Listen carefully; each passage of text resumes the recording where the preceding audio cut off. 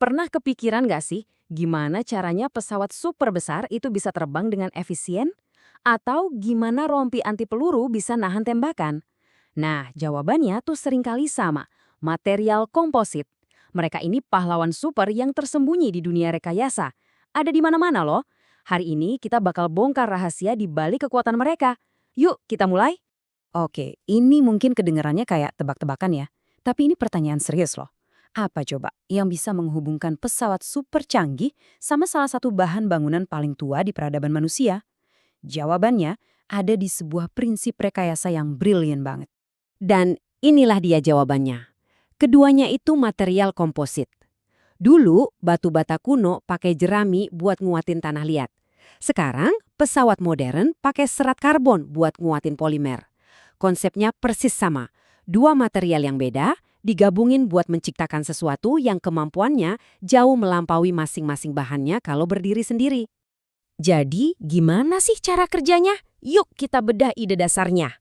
Ini bukan sulap loh, tapi ilmu material yang super cerdas.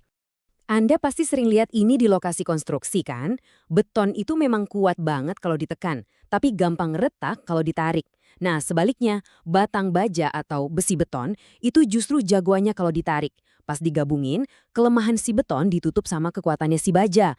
Jadilah beton bertulang, fondasi dunia modern kita. Prinsip kerja komposit ya persis kayak gitu. Di setiap material komposit selalu ada dua pemain utama. Pertama, serat penguat. Anggap aja ini bintang utamanya. Bisa serat karbon, kaca, atau Kevlar. Merekalah yang ngasih kekuatan dan kekakuan yang luar biasa.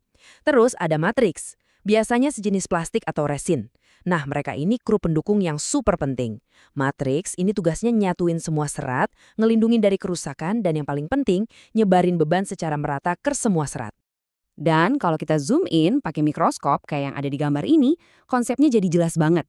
Kelihatan kan serat-serat kuatnya itu tertanam rapi di dalam matriks pelindungnya. Ini bukan asal campur ya. Ini adalah tim yang benar-benar dirancang buat kerjasama secara sempurna. Nah, sama kayak chef yang milih bahan-bahan terbaik, para insinyur juga bisa milih dari berbagai macam serat dan matriks buat menciptakan resep komposit yang pas buat kegunaan tertentu. Coba kita lihat beberapa bahan utamanya. Untuk seratnya nih, ada beberapa jagoan utama. Ada serat kaca, ini yang paling umum dan ekonomis lah. Terus ada serat karbon, ini kelas premiumnya. Buat kekuatan super tapi tetap ringan. Ada juga aramid, yang mungkin Anda lebih kenal sebagai Kevlar, terkenal banget karena alot dan tangguh. Dan terakhir, boron, yang super kuat tapi ya lebih berat dan mahal. Oke, sekarang untuk matriksnya, si pengikatnya. Pilihannya juga banyak. Yang paling umum itu polimer, kayak epoksi. Tapi kalau butuh tahan suhu tinggi, insinyur bisa pakai matriks dari logam. Dan buat kondisi paling ekstrim, bayangin deh di dalam mesin jet, mereka bahkan pakai matriks dari keramik. Nah, ini nih bukti betapa efisiennya tim ini. Lihat datanya, dalam satu contoh, serat itu cuma ngisi 20% dari volume materialnya. Cuma 1/5 loh. Tapi serat-serat itu nanggung hampir setengah, tepatnya 43% dari seluruh beban. Bayangin, 1/5 bagian ngerjain hampir setengah pekerjaan. Itulah inti kekuatan komposit. Kalau komposit ini punya satu kekuatan super, inilah dia. Rasio kekuatan terhadap berat yang benar-benar gila. Coba kita bandingin sama material-material tradisional. Grafik ini nunjukin semuanya nih. Kekuatan spesifik itu intinya ngukur seberapa kuat sebuah material dibanding beratnya. Coba lihat baja dan aluminium. Keduanya material hebat tentu. Tapi begitu kita lihat komposit serat karbon, wow, jauh banget bedanya. Artinya kita bisa bikin komponen yang sama kuatnya kayak baja, tapi dengan bobot yang jauh-jauh lebih ringan. 50%. Itulah persentase berat Boeing 787 Dreamliner yang terbuat dari material komposit. Bayangin, setengah dari total berat pesawat. Ini adalah sebuah revolusi yang cuma bisa terjadi berkat kekuatan super dari komposit. Oke, jadi di mana lagi sih kita bisa nemuin material-material keren ini?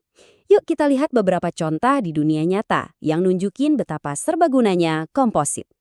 Kita mulai dari yang paling jelas ya, dunia penerbangan. Setiap kilogram berat yang bisa dipangkas dari pesawat, itu artinya lebih sedikit bahan bakar yang dibakar selama puluhan tahun masa pakainya.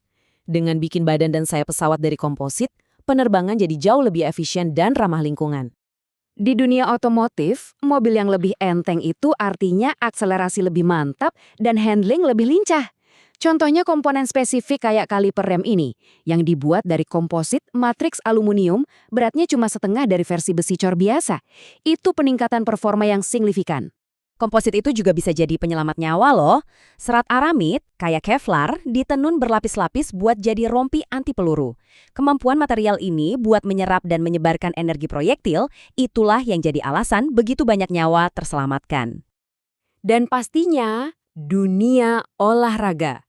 Mulai dari raket tenis, stick golf, sampai papan selancar canggih, komposit ngasih para atlet peralatan yang lebih ringan, lebih kaku, dan lebih responsif, yang bikin mereka bisa terus mecahin rekor-rekor baru. Jadi jelas ya, ini bukan cuma sekedar material baru yang lagi ngetren, ini adalah sebuah tren fundamental di dunia rekayasa. Dan tren ini sepertinya baru saja dimulai. Mari kita lihat kemana arahnya.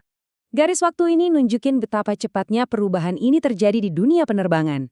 Awal 80-an, penggunaannya masih di bawah 10%. Tahun 90-an, naik dikit jadi 12% di Boeing 777. Tapi setelah itu, lihat deh percepatannya. 25% di A380, terus lompatannya drastis banget sampai 50% di Dreamliner. Trennya jelas, masa depan penerbangan adalah komposit. Dari batu bata lumpur kuno sampai pesawat antariksa, prinsip menggabungkan material buat bikin sesuatu yang lebih hebat udah jadi pendorong kemajuan manusia.